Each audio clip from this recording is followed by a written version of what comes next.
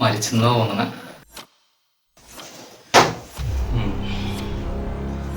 ഞാനേ ഈ പരിപാടി ഇന്നോ ഇന്നലെ തുടങ്ങിയതല്ല.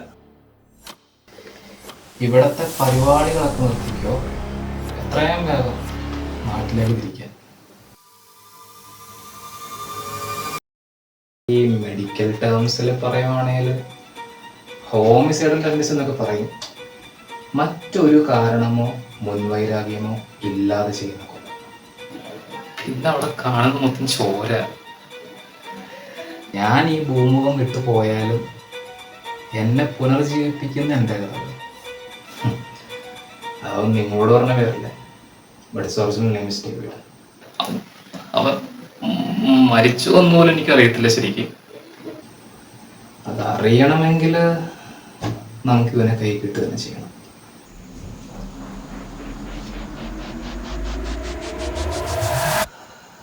പറയില്ല.